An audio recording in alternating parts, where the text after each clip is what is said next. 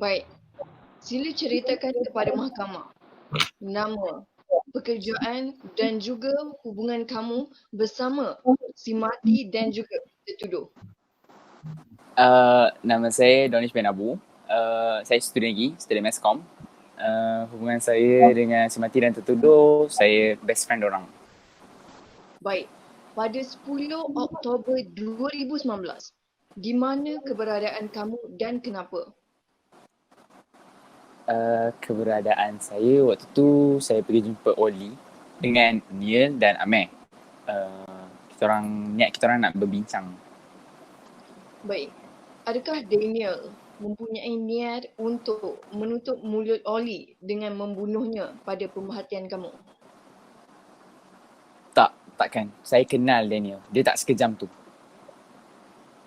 Dan siapa yang membenarkan Daniel memandu dalam keadaan yang tidak mengizinkan walaupun mempunyai dua rakan yang lain? Okey, memang kami yang benarkan Daniel untuk memandu dalam keadaan itu. Tapi Amir dah berulang kali offer diri dia untuk drive. Tapi Daniel tak bagi juga. And macam tu lah. Hakim, ini telah jelas menunjukkan bahawa niat cubaan membunuh sudah ada apabila kedua-dua rakan Daniel membenarkan Daniel memandu dalam keadaan yang tidak mengizinkan. Tambahan pula, kita sedia maklum bahawa memandu dalam keadaan tersebut dapat dilihat secara jelas akibatnya. Dengan izin mahkamah, forcibility test telah dipenuhi dan juga dapat dilihat secara jelas. Itu sahaja dari pihak pendakwaan. Dengan izin yang lalu, Donish, ceritakan kepada mahkamah apa yang berlaku pada malam tersebut. Okey, cerita dia macam ni. Oli dan Neil, diorang pulang ke rumah selepas tengok wayang, and then diorang terus masuk dalam bilik lah. And then lepas tu, tak lama lepas tu, Oli terus keluar bilik menangis-nangis. And kita orang pun tak tahu kenapa. And then lepas dapat berita daripada Khairi, Daniel nak pergi rumah Oli and nak bincang lah, nak cakap dengan dia kenapa semua kan. And then waktu dia drive tu memang agak doyang-ayang sikit lah. And then kami cuba hentikan Daniel, tapi Daniel tak nak benarkan. Selepas sampai ke pekarangan rumah Oli, kami tak sempat nak proses apa-apa. Tahu-tahu je dah accident. Baiklah, Donish, setuju atau tidak jika saya katakan tujuan kalian ke rumah Olio hanyalah untuk berbincang secara baik-baik tanpa ada niat untuk melakukan perkara lain, apatah lagi membunuh?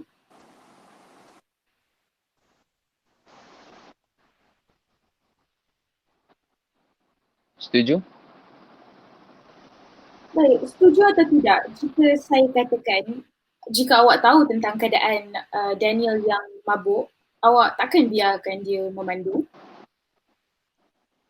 Setuju. Soalan seterusnya, Donish, adakah awak tahu kereta itu kereta Olio semasa kalian sampai di pekarangan rumah dia?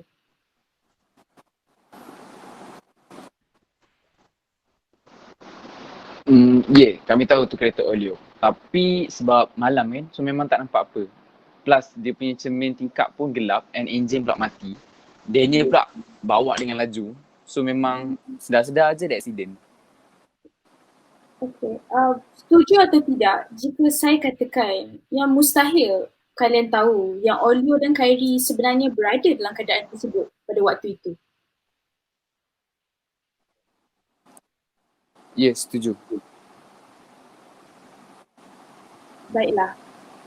Yang Arif, SP1 dan rakan-rakannya memang datang ke rumah Olio dengan niat untuk berbincang dengannya secara baik. Dan kebetulan pula, keadaan Daniel yang tidak begitu baik tidak diketahui oleh rakan-rakannya yang lain. Tambahan pula, keadaan malam dan cermin kereta Olio yang gelap ditambah dengan enjin kereta yang mati mengakibatkan mereka bersangka bahawa tiada siapa dalam keadaan tersebut. Jelaslah di sini bahawa tiada niat membunuh dapat dibuktikan dari keterangan di bilik. Terima kasih. Mohon izin Ya Arif. untuk memanggil saksi kedua pihak pendakwaan iaitu Dr. Kasim Baba. Dengan izin Tuan Hakim, Doktor, sila nyatakan nama dan pekerjaan anda. Nama saya Dr. Kasim Baba. I'm a doctor at the Hospital Kajang dari tahun 2000. Atas tujuan apakah doktor datang ke mahkamah pada hari ini? Came here untuk bagi testify for the death of Olio after autopsi dilakukan. Okay, doktor baru saja memberitahu bahawa doktor lah yang bertanggungjawab melakukan autopsi kepada mangsa. Boleh ceritakan kepada mahkamah hasil dapatan doktor selesai melakukan autopsi tersebut? After the autopsy was done, mendapati bahawa mangsa meninggal dunia akibat kehilangan terlalu banyak darah setelah terlibat dengan aksiden. Jadi bukan itu saja, selepas melakukan pemeriksaan di bahagian-bahagian lain, terdapat kesan luka di bahagian alat sulit mangsa seperti baru saja melakukan seks. Kami juga menjumpai DNA asing pada alat sulit mangsa. Jika sekiranya saya katakan bahawa hasil dapatan doktor membuktikan ada elemen paksaan di antara mangsa dan tertuduh? Paksa atau rela itu mungkin saya tidak boleh buktikan. Namun dari kesan-kesan luka, saya boleh katakan memang ada elemen kasar yang berlaku semasa persetubuhan dilakukan. Boleh beritahu kepada mahkamah hasil pemeriksaan doktor. Milik siapakah DNA yang terdapat pada bahagian alat sulit mangsa tersebut?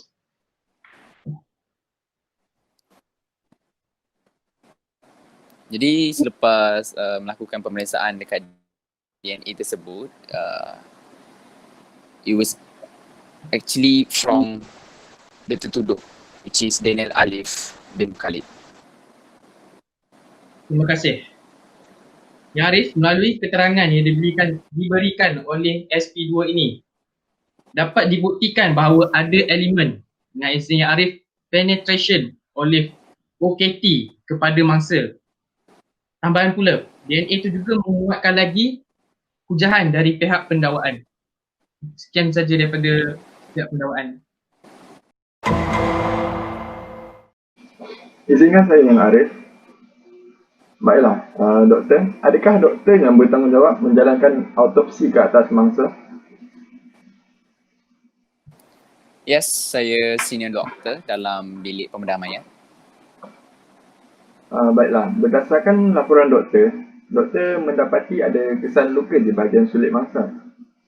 Adakah doktor yakin ianya luka baru dan hasil daripada hubungan seks? Sebabkan kesan luka itu nampak sangat baru. So it is impossible kalau saya nak cakap yang kesan luka itu dah lama. Sebab kalau dah lama, dia punya warna luka itu pun agak berbeza dengan luka baru. Setuju atau tidak? Ianya mungkin perbuatan mangsa sendiri yang memasukkan sesuatu ke dalam alat sulitnya secara kasar? Bantahannya Arif. Pihak pendakwaan menanya leading question kepada saksi. Baiklah yang Arif. Doktor, apakah mustahil jika saya katakan luka itu mungkin berpunca daripada perkara lain seperti aktiviti bersukan? Jadi untuk betul-betul mendapatkan kepastian, pihak berkenaan harus tampil dan membuat beberapa ujian lah untuk kita dapat match dia punya kesan luka dan juga bahagian di alat sulit yang sesiapa saja. Jadi apa-apa kemungkinan, kalau tak, apa-apa kemungkinan juga boleh berlaku. Setujukah doktor jika saya katakan kesan luka itu tidak semestinya membuktikan rogol? Jadi saya bukannya seorang guam. Jadi kalau saya nak tentukan rogol atau tidak tu memang bukan dalam bidang saya lah. Cuma apa yang saya pasti berlaku perkara yang luar tabi'i, iaitu sexual intercourse di alat sulit mangsa sehingga luka. Adakah doktor sendiri berpengalaman dalam mengendalikan kes yang menyebabkan rogot?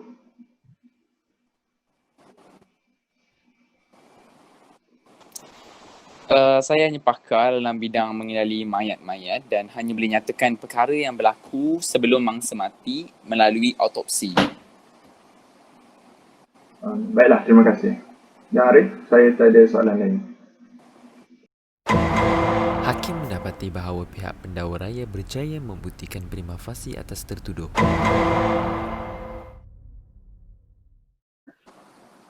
Sila nyatakan nama penuh kamu, umur, pekerjaan dan apa hubungan kamu dengan mangsa. Nama saya Daniel Alif bin Khalid.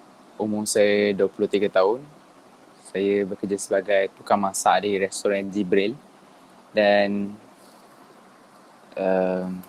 saya boyfriend Oli. Baiklah, ceritakan kepada mahkamah apa yang berlaku pada malam tersebut. Jadi waktu malam tu saya dengan Oli pergi tengok wayang, tengok cerita 50 Shades of Grey. Jadi semasa di rumah saya, kami berdua bersetuju lah untuk reenact scene dalam cerita-cerita tersebut. Manakan cerita tu pun cerita agak-agak 18 plus. Jadi pada awalnya dia tak ada masalah pun, and dia pun tak tolak-tolak. Even dia pun angguk and setuju dengan perbuatan kita orang.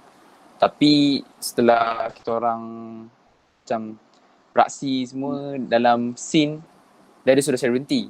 Tapi saya betul-betul ingat yang dia tengah mainkan watak dia dengan baik. Jadi saya tak adalah berhenti. Sebab sebelum-sebelum ni pun dia ada juga bergurau macam tu. Baiklah.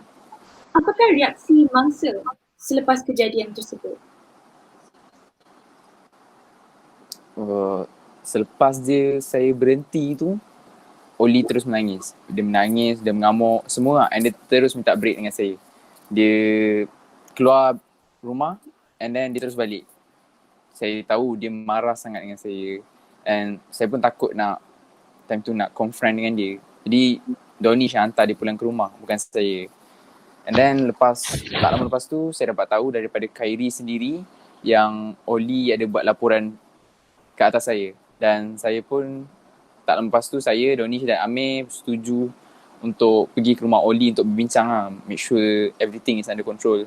And plus saya pula ada minum malam tu. And saya punya vision agak blur sikit lah. Baiklah, terima kasih OKT. Yang Arif, berdasarkan keterangan yang diberikan oleh OKT dan juga rakan-rakannya, jelaslah bahawa dia tidak mempunyai niat untuk merogoh si mangsa dan hanya berniat untuk ke rumah si mangsa untuk membincangkan situasi mereka secara baik-baik. Itu sahaja dari saya, Arif. Baik. Berdasarkan keterangan yang telah kamu nyatakan tadi, Daniel, kamu telah mengaku akan mengadakan hubungan intim bersama Olio dan fakta telah jelas menunjukkan Olio tidak bersetuju untuk meneruskan hubungan intim tersebut. Adakah kamu setuju bahawa hubungan intim tersebut berlaku pada masa itu? Yes. Macam saya cakap tadi, memang kita orang bersetuju untuk reenact balik, lakonkan balik semula adegan dalam cerita tu. And dalam cerita tu pun memang ada pun unsur-unsur penolakan. Jadi saya yakin yang Olio hanya memainkan wataknya dengan baik. Okey, baik. Kamu juga telah menerangkan bahawa kamu pergi ke rumah Olio untuk berbincang. Dan adakah anda juga mempunyai niat untuk menyakiti Olio? Takkan. Saya sayang Olio. Dan saya datang pagi tu memang betul-betul nak berbincang. Baiklah. Seterusnya, kamu juga telah mengatakan dan mengaku bahawa kamu telah minum alkohol pada malam tersebut dan bersetuju dengan soalan yang dinyatakan oleh peguam bela. Adakah niat untuk mencederakan Olio hadir semasa atau selepas anda meminum alkohol tersebut?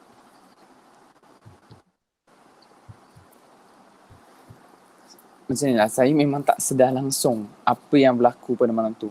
memang saya terus meluru ke rumah Olio dan waktu tu saya sebab tak sober, saya terus langgar kereta dia. Saya betul-betul tak sedar dengan apa yang berlaku. Baiklah, itu sahaja. Terima kasih kepada saksi atas kerjasama. Itu sahaja daripada pihak pendakwaan.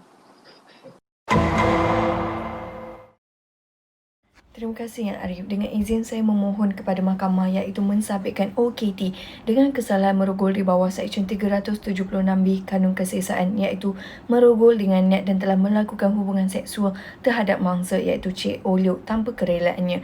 Saya juga memohon kepada mahkamah untuk melihat bukti yang telah dikemukakan semasa perbicaraan tadi bahawa mangsa telah pun meminta OKT untuk berhenti semasa melakukan persetubuhan tetapi OKT masih meneruskannya sehingga mencapai klimaks. Oleh itu, saya berharap agar mahkamah menjatuhkan hukuman pemenjaraan sebanyak 15 tahun dan juga sebatan 5 kali di bawah Seksyen 376(1) Kanun Kesihsahan. Selain itu, saya juga memohon kepada mahkamah untuk mensabitkan kesalahan kepada OKT atas kesalahan membunuh di bawah Seksyen 300 Kanun Kesihsahan iaitu membunuh Cik Olio dalam keadaan mabuk, dan saya berharap agar mahkamah menjatuhkan hukuman mati terhadap OKT berdasarkan Seksyen 302 Kanun Kesihsahan. Terima kasih Yang Arif. Menurut daripada keterangan yang telah diberi oleh SP1, OKT telah ke rumah mangsa dengan niat untuk berbincang secara baik-baik. Oleh itu, dapat saya simpulkan daripada keterangan ini bahawa tiada niat membunuh dapat dibuktikan melalui keterangan yang diberi oleh SP1. Selain itu, berdasarkan keterangan yang telah diberi oleh SP2 iaitu Dr. Kasim Baba, luka yang dialami oleh si mangsa tidak semestinya membuktikan rogol. Tambahan pula, OKT telah juga menyatakan yang si mangsa telah bersetuju untuk melakukan hubungan intim pada malam tersebut. Kenyataan yang diberi oleh saksi keempat iaitu Khairi juga telah membuktikan elemen konsen itu wujud kerana perbuatan itu telah menjadi perkara biasa di antara si mangsa dan OKT.